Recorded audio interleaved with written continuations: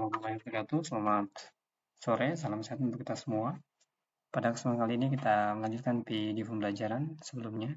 Kalau kemarin kita bahas tentang file ya, atau tentang email ya, cara pengelolaan emailnya. Nah, pada kesempatan kali ini kita akan belajar cara menghindari phishing atau intinya adalah kita akan mengamankan email kita.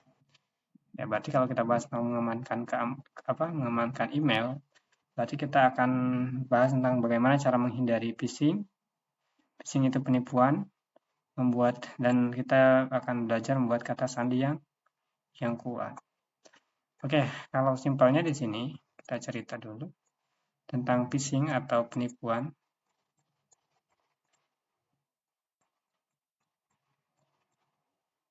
Nah, tentang penipuan ini di di email itu, tapi ya jarang lah ya. Kecuali mungkin teman-teman itu menggunakan aplikasi-aplikasi yang istilahnya itu yang buat-buatan hacking kayak gitu ya. Nah, bagaimana cara mengamankan atau menghindari dari penipuan ya? Biasanya kan sekarang kan teknologi kan canggih ya. Bisa kirim lewat WA atau email gitu ya. Nah, kalau di email itu udah jarang ya, karena mungkin sekarang-sekarang ini pengguna email itu hanya sebatas untuk hal-hal yang penting aja. Rata-rata untuk penipuan-penipuan itu sekarang itu adanya di WhatsApp. Gimana gitu ya? Saya sering ya ditelepon oleh pihak bank yang mengatasnamakan pihak bank, padahal dia bukan pihak bank tersebut kayak gitu. Dia hanya ingin mengambil ya dana mungkin ya uang yang ada di bank kita. Waktu itu kejadian di bulan kemarin ya, ada yang mengatasnamakan dari bank dana lah ya istilahnya. Dana ya. Kata saya di dana saya cuma ada 10.000 orang. Mau ngapain sih gitu kan. Contohnya kecilnya begitu. Nah, dia tuh apa namanya? Ini kami dari pihak bank katanya ya. Terus lagi akun dana Anda terkonfirmasi ada yang apa gitu ya, dan akan diblokir. Nah, kan kita kaget nih ya, ada yang hack lah istilahnya ya, ada yang hack dan apa harus segera diblokir kayak gitu. Tujuan ujung-ujungnya apa? Dia minta OTP kode unik yang dikirimkan dari Dari pihak aplikasi banknya itu untuk kita login ke aplikasi dananya misalnya gitu. Nah, dia tuh tujuannya adalah ini, cari OTP, minta OTP-nya. Ya, kita candain aja udah nanggung kan gitu. Kalau kita udah paham toh memang di dana kitanya atau enggak di ATM kitanya enggak ada isinya juga kayak gitu ya. Kayak gitu ya. Terus nah itu ya, kita jangan kaget dan jangan buru-buru kayak gitu. Kita harus menggunakan logik istilahnya gitu. Jangan percaya gitu. Nah, itu phishing yang sekarang lazim itu di WhatsApp. Biasanya ada yang ngirim email, WhatsApp gitu ya. Kita dan bahkan apa ada satu kejadian zaman dulu itu kayak video undangan katanya ya. Orang itu padahal bukan video undangan melainkan aplikasi gitu. APK. Nah, kita tuh harus teliti juga di situ. Karena kalau cuma video ya nggak bisa ngehack juga gitu. Kalau cuma video ya, dia itu isinya adalah aplikasinya dirancang kayak gitu kan.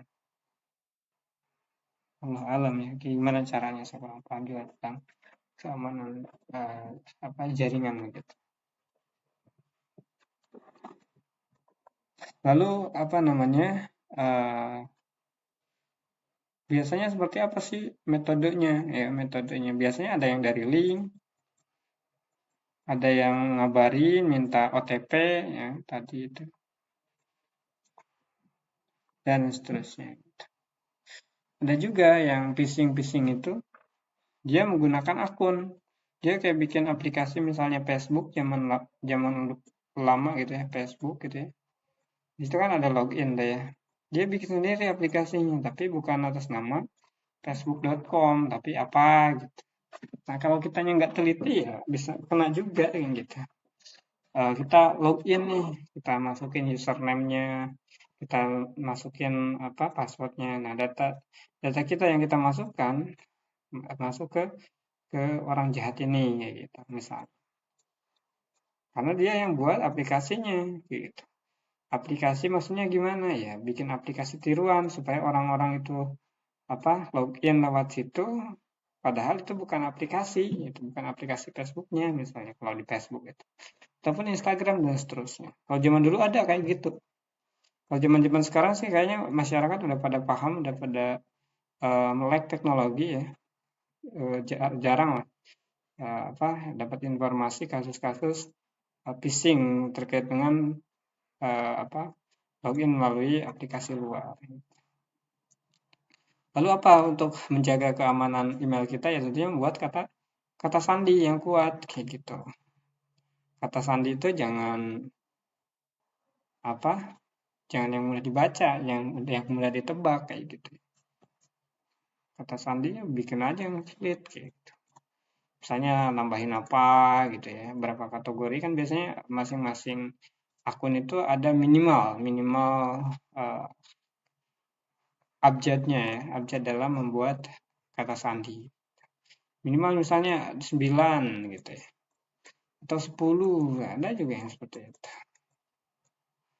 Dan seterusnya. Oke, kita menghindari phishing, penipuan email ya. Biasanya di sini ada phishing adalah teknik penipuan di mana seorang mencoba mencuri informasi pribadi ya seperti kata sandi ya. Untuk apa sih dia pengen kata sandi gitu ya, misalnya.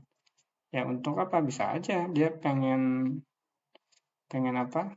Pengen buka apa? Buka emailnya misalnya, pengen buka kartu kreditnya, kartu apa? Kartu banknya atau banknya gitu ya. Kayak tadi itu ya saya ceritakan gitu ya, orang-orang apa namanya orang lain itu dia meminta kode OTP gitu, untuk masuk kan gitu.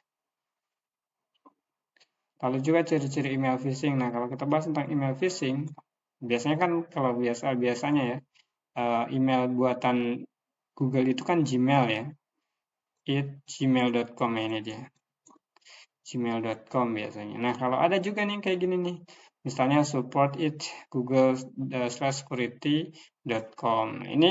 Ini bukan apa buatan dari Google gitu. Ini bisa bisa juga mencurigakan karena apa? Karena ini akun seperti ini, akun email seperti ini bisa hilang kan gitu. Bisa aja dihapus dari aplikasinya. Uh, yang lebih bagus itu yang dipercaya itu ya email gmail.com. Lalu untuk apa ciri-ciri phishing itu kan tadi dari emailnya ya kita sudah paham lah. Email itu kan ada berapa tuh? Ada yang dari Yahoo ya. Kalau Yahoo itu yahoo.com gitu. .com misalnya. Kalau dari Gmail ya gmail.com. Ini yang paling dipercaya kayak gitu. Ini paling paling real. Gitu. Karena ini buatan dari Google resmi yang dibuat oleh Google itu yang di Gmail ya. Kalau yang Yahoo sih buatan Microsoft apa ya. Lalu biasanya ciri-ciri email phishing itu adanya pesan mendesak atau ancaman ya. Misalnya tadi ada yang apa mengancam bahwa rekening Anda akan diblokir kalau Anda tidak mengirimkan OTP segera mungkin. Misal orang kan kaget kayak gitu ya. Padahal OTP itu digunakan untuk login masuk ke akun dananya misalnya atau enggak ya apa ke akun bank ke misalnya di bankingnya gitu ya. Lalu di sini misalnya akun Anda akan diblokir dalam 24 jam jika tidak login sekarang, misalnya tadi itu. Nah, orang kan akan berpikir dua kali. Ini misalnya akun Anda sedang diretas misalnya, sedang dihack sama orang misalnya ya. Di apa misalnya di bank bank mobile-nya. Nah, orang akan berpikir buru-buru ya. Dia nggak akan berpikir karena kan kaget mungkin ya, diburu-buru terus. Akhirnya apa? Akhirnya ya mungkin kena gitu ya. Akhirnya dikirimkanlah mungkin passwordnya, emailnya, bahkan mungkin OTP-nya. Kan gitu, bahaya itu. Jangan sampai seperti itu. Makanya kita harus bijak, harus memahami. Kayak gitu. Mungkin kalau untuk zaman-zaman sekarang itu udah nggak terlalu karena mungkin teman-teman juga udah paham ya, udah di luar itu semuanya udah rata-rata udah memahami ini. Gitu. Nah, tautan atau lampiran berbahaya. Kalau zaman dulu dan zaman sekarang juga tuh ada sering tuh tautan atau lampiran berbahaya.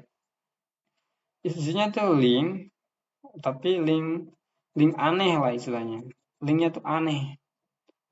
Ketika diklik itu linknya, biasanya kalau kalau apa supaya orang-orang ngeklik itu, misalnya bantuan-bantuan gitu. Ini link bantuan BLT atau pengajuan BLT. Orang-orang akan berpikir, oh, oh ternyata cara ngajuin BLT itu masuk ke link ini ya. Orang awam akan langsung klik ke sana gitu. Dan akhirnya apa? Akhirnya akun akun atau mungkin data data pribadinya ya mungkin bisa terapa terverifikasi dan datanya akan didapatkan oleh orang itu. Misalnya gini, dia tuh login atau dia klik link itu disuruh masukkan apa password ya, username atau apa, data apa lagi gitu. Gitu yang berhubungan dengan berbahaya tentang keuangan ya. Misalnya cara apa namanya? Cara mengajukan bantuan BLT misalkan. Saya sering lihat banyak sekali di grup-grup itu apa link-linknya kacau banget kayak gitu. Nanti ketika orang itu diklik linknya, itu ada isian mungkin ya, ada permintaan isi rekening mungkin begitu ya, dan lain seterusnya. Nah bisa aja apa datanya, data yang dia kirimkan masuk ke orang itu. Ya parahnya ketika kodenya dikirimkan gitu ya. Nah, jangan klik link yang mencurigakan atau mengunduh lampiran dari email yang tidak dikenal. Kalau zaman dulu ya, masih rame tuh di email tuh sering tuh ada tuh apa email-email ya tadi mungkin link yang mencurigakan. Kalau zaman-zaman sekarang hampir rata-rata itu ke WhatsApp kayak gitu. Mungkin karena WhatsApp itu langsung timbul ya, langsung masuk pesan ya, lebih cepat lah. Karena rata-rata apa namanya masyarakat itu yang menggunakan dari WhatsApp. Kalau email itu mungkin hanya untuk hal-hal yang penting ya, misalnya mungkin lamaran kerja dan lain seterusnya kan gitu ya. Nah itu hati-hati saja kita harus bijak ya. Kesalahan tata bahasa. Kalau kesalahan tata bahasa mungkin ejaan-ejaannya tuh kalau di link itu biasanya linknya besar kecil dan seterusnya. Atau enggak teksnya enggak teratur gitu. Nah, cara menghindari phishing, ya intinya jangan asal klik link yang mencurigakan, ya. Atau enggak ketika kita apa, diminta untuk login, ya jangan buru-buru. Lebih baik buka situs langsung di browser, periksa URL sebelum login. Jadi misalnya pastikan itu benar HTTP mail.com, jangan sampai situs palsu. Kalau situs palsu tadi dia tuh bikin linknya serupa, tapi apa namanya dia buatan sendiri gitu. Tujuannya adalah untuk mendapatkan misalnya password gitu ya, terus lagi ya passwordnya sama username-nya gitu. Misalnya, misal contohnya itu apa ya akun ya bank bank digital gitu, ya, e-banking gitu. Misalnya BRI Mobile, ya, BCB Mobile ataupun Cbank dan lain-lain lah, banyak hal. Ya. Nah, kita harus cara menghindari apa phishing berikutnya adalah menggunakan verifikasi dua langkah, khususnya di email ya ini. Jadi email itu ada keamanan tambahan, lapisan keamanan. Untuk apa sih ya? Tujuannya untuk mengamankan akun. Jadi kita ketika kita ingin login, jadi ada tambahan kode unik yang kita masukkan. Nah, kode unik itu dari mana? Dari misalnya dari out ya. Detector ya, Google Auth Detector ya itu. Yaitu kode unik yang biasa kita masukkan. Nanti kita bisa login. Nanti kalau memang teman-teman mau diajarin juga, oke lah kita coba. Tapi pakai email siapa ya? Gitu.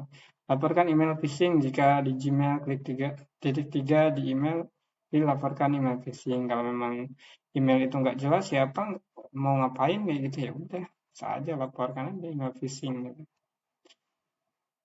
Membuat kata sandi yang kuat tadi ya, minimal minimal 12 karakter, lebih panjang lebih baik. Supaya apa? Supaya akun kita ya bisa dibilang kuat gitu. Jadi nggak mudah ditebak oleh orang lain. Minimalnya 12 karakter. Bisa panjang, bisa. Misalnya di sini hindari informasi pribadi seperti nama, tanggal lahir, atau kata yang mudah ditebak. Misalnya password 123 atau berarti sangat berbahaya. Ini mudah sekali. Campuran huruf besar, huruf kecil, angka, dan simbol. Ya, pokoknya buat aja seketat mungkin, sesulit mungkin ya. Kayak gitu. Gunakan password yang unik setiap akun. Jangan gunakan kata sandi yang sama di banyak situs. Misalnya gini, ini ini bikin kacau tuh ini. Misalnya di Facebook itu password dan emailnya sama gitu. Terus lagi atau yang lebih parahnya passwordnya itu sama gitu. Di Instagram sama, di X ya sekarang ya atau di Twitter ya sama dan seterusnya. Jangan sampai seperti itu. Kita harus kita harus menggunakan password yang berbeda untuk setiap akun gitu. Atau untuk setiap situs. Situs itu apa sih ya websitenya gitu. Atau aplikasinya.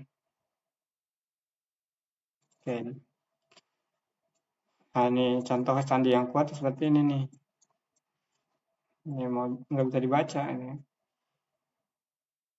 Gunakan manajer sandi ya. Jika sulit mengingat banyak kata sandi, gunakan password manager ya. Jadi manajer sandi ini fungsinya adalah untuk menyimpan password yang kita buat. Jadi ketika kita lupa tinggal kita lihat di kata sandi di menu Chrome ya.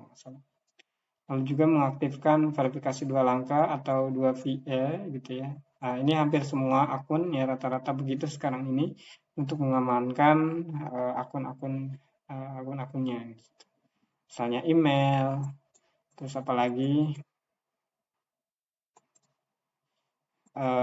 WhatsApp ya, WA juga udah menggunakan dari verifikasi 2 langkah.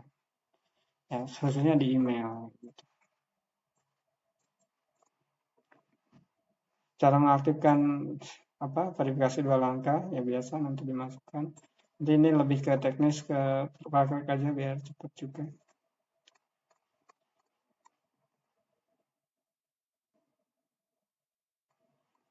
Nah, jadi verifikasi 2 langkah itu buka pengaturan keamanan di Google Security, pilih verifikasi 2 langkah, klik mulai.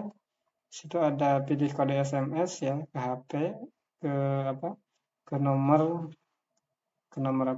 SIM ya, nomor SMS bukan nomor WhatsApp ya. Nah, beda lagi waktu itu saya pernah buat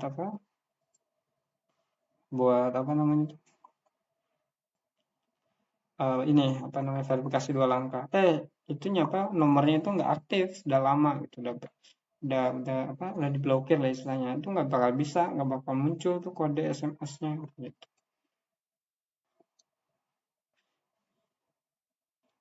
Aplikasi autentikasi atau tadi Google Auth ya. Ini juga tadi untuk mengamankan akun dengan apa tadi? Dengan verifikasi dua langkah. Ada di Google gitu caranya apa namanya? Ada di Play Store aplikasinya. Sekarang setiap kali login Anda harus masukkan kode tambahan selain kata sandi. Tadi ada verifikasi 2 langkah. Jadi login, setelah login dia akan meminta untuk verifikasi 2 langkah. 2H ya, verifikasi 2 langkahnya tadi. Biasanya nomor unik dan setelah itu baru masuk ke akunnya.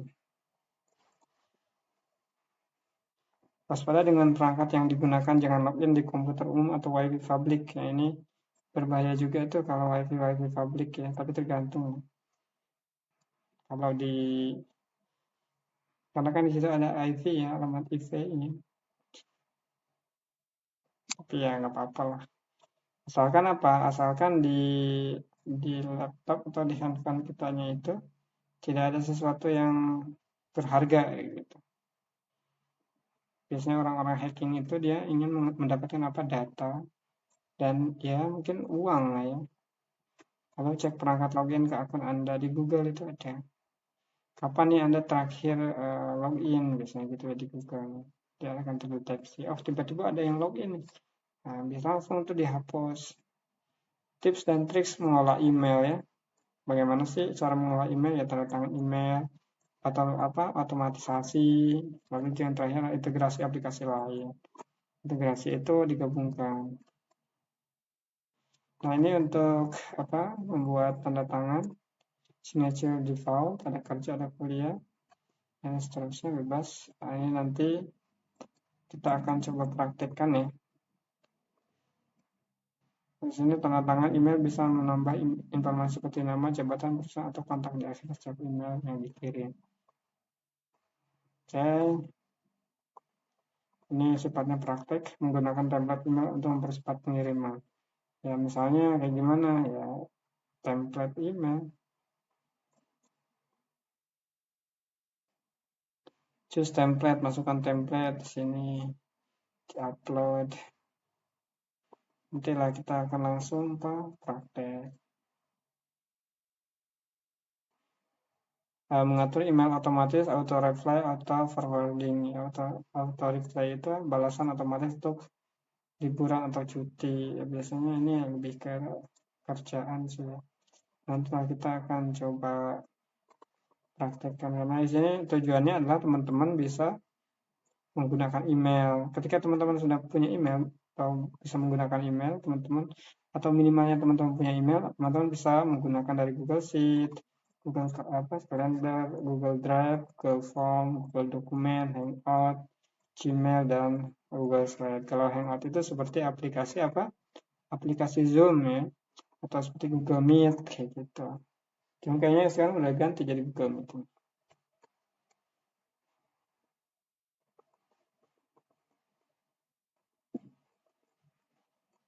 Oke, mungkin saya rasa itu. Kalau si teori ini lebih ke pertanyaan nanti tidak usah. Oke, apa namanya di video pembelajaran berikutnya kita akan coba belajar tentang praktik ya. Pertama mungkin cara buat emailnya, lalu bekerja dengan menggunakan email. Baik itu membuat file, membuat dokumen, ataupun mengelola suatu dokumen. Saya rasa itu demikian.